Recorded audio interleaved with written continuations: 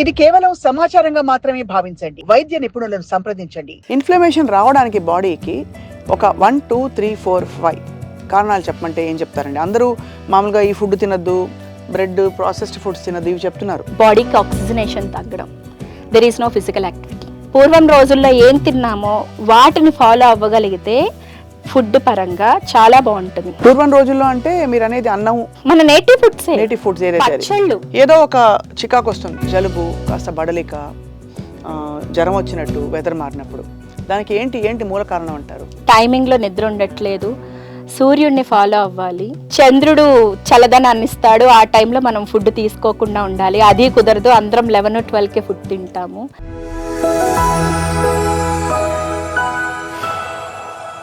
So doctor Jyotsna, మీరు ఎక్కువగా deal చేసిన కేసెస్ అనే చెప్పాలి, బికాస్ మీరు హాస్పిటల్ అంటున్నారు.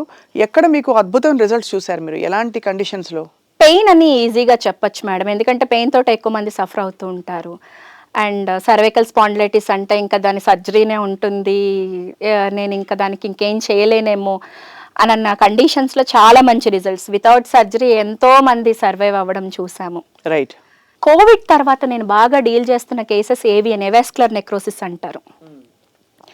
చాలా చిన్న వయసు, అంటే 26-27 ఇయర్స్ కల్లా వాళ్ళ బోన్స్లో, హిప్ బోన్లో ఒక బోన్ పార్ట్ అనేది బాల్ అండ్ సాకెట్ జాయింట్ ఉంటుంది కదా, సో ఆ బాల్ వచ్చేటప్పటికి కొంత పార్ట్ చనిపోతుంది బ్లడ్ సప్లై లేక. వాళ్ళకున్న ఆప్షన్స్ ఏంటి అని అంటే హిప్ రీప్లేస్మెంట్ అని అంటారు. So at the age of 27 or 26 వాళ్ళు హిప్ రీప్లేస్మెంట్కి వెళ్తే హిప్ రీప్లేస్మెంట్కి లైఫ్ టైం 15 years. అవును, మళ్ళీ చేసుకోవాలి. ఆల్మోస్ట్ 3 to 4 times వాళ్ళు వాళ్ళ లైఫ్ టైంలో సర్జరీలు చేసుకోవాల్సిన సిచ్యువేషన్ ఉంటుంది. సో నేను ఎంతో మందికి ఆ సిచ్యువేషన్ లేకుండా వాళ్ళని బయటికి తీసుకొని రాగలిగాను. అవాయిడ్ చేయమని నేను, అంటే సర్జరీ ఉండదు అని నేను చెప్పట్లేదు, I can make them postpone, like ఒక 15 years 20 years పోస్ట్పోన్ చేసిన ఒక సర్జరీ నేను ఆపచ్చు కదా. అండ్ ఇంకొకటి ఏంటంటే ఈ కేసెస్లో ముఖ్యంగా అందరికి విజిబుల్గా కనిపించేది బోన్ ప్రాబ్లమే, but that is inflammation in the body. అవును, all over the body suffer అవుతుంది. సో మేము ట్రీట్ చేసేది ఎప్పుడు కూడా పర్టికులర్ ఆర్గాన్కి కాదు, ఎంటైర్ బాడీకి మొత్తానికి. ఇందాక నేను చెప్పినట్లు మనం మదర్ రూమ్లో సింగిల్ సెల్గానే స్టార్ట్ అయ్యాం. సో ప్రాబ్లం ఏదైనా వచ్చింది అని అంటే అది ఎప్పుడు కూడా కాలుకో చేకో కంటికో అని మనం చెప్పడానికి లేదు, అది ఎంటైర్ బాడీ సఫర్ అవుతుంది. మన బాడీలో ఉన్న పంచభూతాల్లో అన్ని కూడా సఫర్ అవుతున్నాయి, కాకపోతే ఒకటి ఎక్కువ అవుతుంది. ఒకటి ఎక్కువ అవడం వల్ల ఇప్పుడు ఎర్త్ ఎనర్జీ ఎక్కువ అయిందనంటే వాటర్ ఎనర్జీ లైక్ తక్కువ అవ్వచ్చు. సో ఇట్లాగా ఒకటి ఓవర్ ఇన్ఫ్లుయెన్స్ చేసి మన బాడీలో ఉన్న ప్రాబ్లమ్స్ని ఇలా చేయొచ్చు అనమాట. ఇప్పుడు ఇన్ఫ్లమేషన్ అనే ఒక పదం అందరికీ ఇప్పుడు ఫేవరెట్ పదం అయిపోయింది. ఎస్. ఇన్ఫ్లమేషన్ రావడానికి బాడీకి ఒక 1 2 3 4 5 కారణాలు చెప్పమంటే ఏం చెప్తారండి? అందరూ మామూలుగా ఈ ఫుడ్ తినద్దు, బ్రెడ్, ప్రాసెస్డ్ ఫుడ్స్ తినద్దు ఇవి చెప్తున్నారు కామన్గా. ఇంకేమేమి చెప్తారు మీరు? 3 చెప్తాను నేను. నా మెయిన్ కాన్సెప్ట్స్ కూడా అవే. బాడీకి ఆక్సిజనేషన్ తగ్గడం, there is no physical activity. So ప్రాణాయామాల గురించి ఏమైనా చెప్పిన వెంటనే అది ఏజ్ అయిపోయిన వాళ్ళు, రిలాక్స్డ్గా కూర్చున్న వాళ్ళు చేసేది అనే ఒక ఫీలింగ్లో ఉంటారు. Either you do physical exercises or pranayamas. If both, that is better. Oxygenation తగ్గడం మెయిన్ రీజన్. అదే క్యాన్సర్ రావడానికి కూడా ఇంకొక రీజన్ అనమాట. ఇన్ఫ్లమేషన్ స్టార్ట్ అయిన తర్వాత కొన్నేళ్లకి క్యాన్సర్ వస్తుంది. So second one is toxins. మనము ఈ పొల్యూటెడ్ ఎన్విరాన్మెంట్లో ఉన్నాము, ఈ గాలిని దాటి బయటికి వెళ్ళలేము, వెళ్ళి అందరూ జంగిల్స్లో ఉండాలంటే కుదరదు.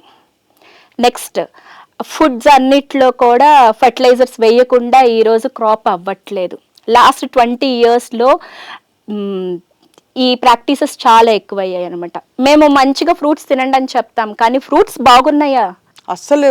సో రుచి పచ్చి లేదు, పైగా ఏదో మందు వాసన వస్తుంది. సో ఇవన్నీ ఉంటాయి. సో సెకండ్ వన్ వచ్చేటప్పటికి మన బాడీకి టాక్సిన్స్ అన్నీ వస్తున్నాయి, వాటిని ఎలిమినేట్ చేయడానికి డిటాక్సిఫికేషన్ ప్రాసెస్ని కనుక స్ట్రెంగ్తన్ చేసుకోగలిగితే మనకి ఇన్ఫ్లమేషన్ అనేది ఉండదు. ఎప్పుడైతే టాక్సిన్స్ లోపల ఉంటాయో అప్పుడు ఇన్ఫ్లమేషన్ స్టార్ట్ అవుతుంది.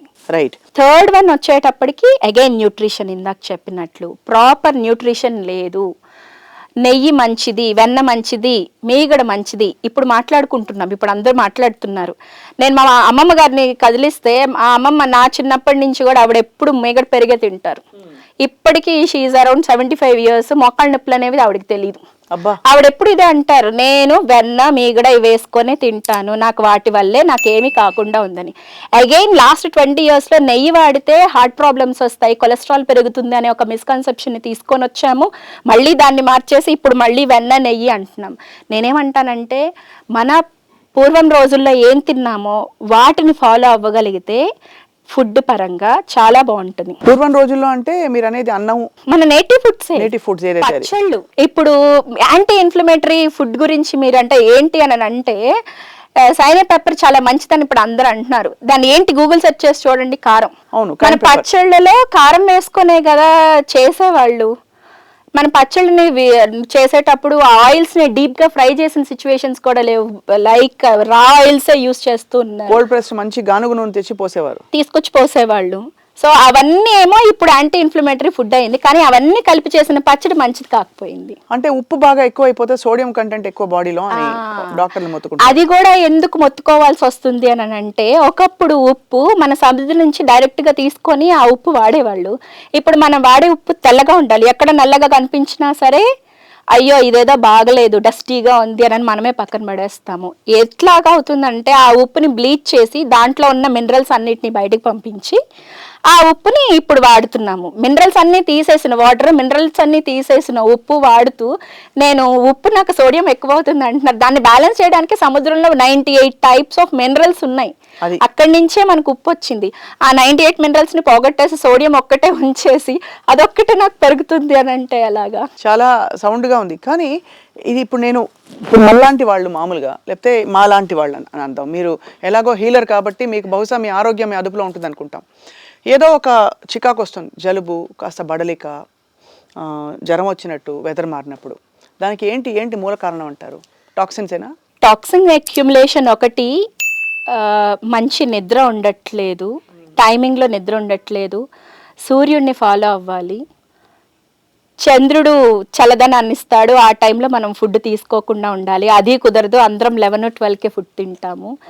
కుదరదు అని చెప్పడం చాలా ఈజీ, కానీ కుదరగలిగితే మన లైఫ్ చాలా బాగుంటుంది. అవును. కరెంట్ వచ్చిన తర్వాత అంతా బాగుంది అనుకోవాలా, పాడైపోయింది అనుకోవాలా తెలియదు. ఇదివరకు రోజుల్లో లాంతర్ వెలుతురు పెడితే పురుగులు వస్తాయి అనే ఉద్దేశంతో వెలుగు పోకుండానే ఫుడ్ తినేసేవాళ్ళు. అవును. సో ఫాలో అయ్యేవాళ్ళు. వెంటనే పొద్దున్నే కోడి కూసిన వెంటనే, ఇప్పుడు కోడి ఎక్కడ కొయ్యట్లేదు, సో కూసిన వెంటనే నిద్రపోతుంది, నిద్ర లేచేసేవాళ్ళు, చక్కగా పక్కనున్న చెంబులో నీళ్ళన్నీ తాగేసేవాళ్ళు, బాగుండేది. ఇప్పుడు మనం ఏవి అవి చెయ్యట్లేదు. కాబట్టి మనం ఇప్పుడున్న దాంట్లో బెటర్గా ఏం చెయ్యొచ్చు అని అంటే, అట్లీస్ట్ కొంచెం లైఫ్ స్టైల్ చేంజ్ చేయడానికి ట్రై చేయాలి. వైటమిన్ సి ఉన్న ఫుడ్స్ ఎక్కువ తీసుకోవడానికి ట్రై చేయాలి. లైక్ డీటాక్సిఫికేషన్ వాటర్ అనేవి కొన్ని ఇప్పుడు చెప్తూ ఉన్నారు. లైక్ అల్లం, కీర, కొత్తిమీర, పుదీనా, వీటన్నిటిని వేసుకొని, నిమ్మకాయ, ఇవన్నీ వేసుకొని వాటర్లో కొంచెం సేపు ఒక 5-6 hours ఉంచుకొని ఆ వాటర్ తాగడం వల్ల కూడా మనకి మైక్రో మినరల్స్ వస్తూ ఉంటాయి. ఇంకొకటి నేను చెప్పేది ఏంటంటే, మోస్ట్ ఆఫ్ ద క్లయింట్స్కి మినరల్ రిచ్ న్యాచురల్గా రావాలి అని అంటే, పొద్దున్నే సముద్రం నుంచి డైరెక్ట్గా వచ్చిన ఉప్పు, ప్యాకెట్స్లో వచ్చింది కాకుండా దాన్ని ఒక స్పూన్ నీళ్ళల్లో వేసుకొని పొద్దున్న నిద్రలో వచ్చిన వెంటనే ఫస్ట్ ఆ వాటర్ తాగండి. ఓహో, అది కూడా మంచిదా? న్యాచురల్ మినరల్ రిచ్, మంచిది కాదు, అదే మంచిది. ఓకే, మంచిదా కాదు. సో అలాగా అంటే సాల్ట్ మీద ఉన్న ఒక మిస్కన్సెప్షన్ ని పోగొట్టుకోవాలి. నెయ్యి ఒకటి చెప్పారు, సాల్ట్ ఒకటి చెప్పారు, పచ్చళ్ళు ఒకటి చెప్పారు. మన కంటికి కనిపించే భగవంతుడు సూర్య భగవానుడు. అదే.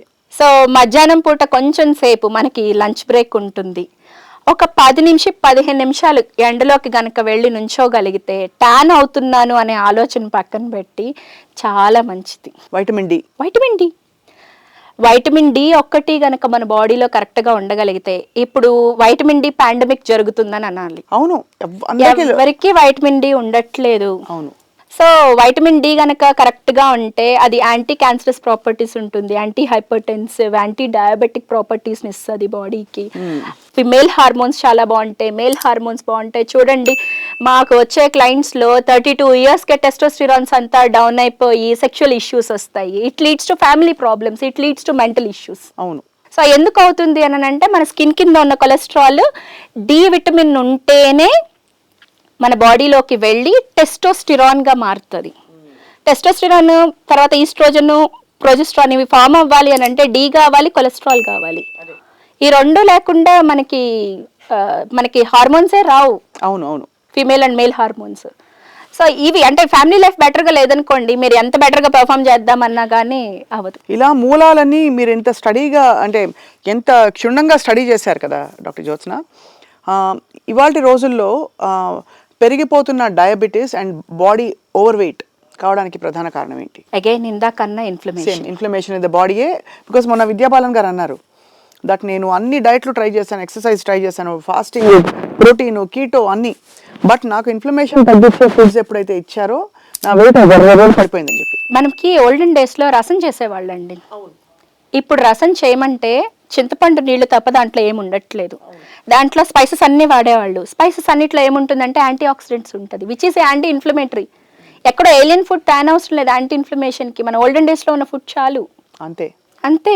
రసంలో చక్కగా అన్ని దినుసులు వేసుకొని అప్పటికప్పుడు ఫ్రెష్గా నూరి రసం చేయగలిగితే that is a best one. రోజు ఒకటి తాగండి, ఒక గ్లాస్ తాగండి, మంచిగా దొరుకుతుంది మనకి. అంతే. ఎంత సింపుల్గా ఉంది వినడానికి కదా.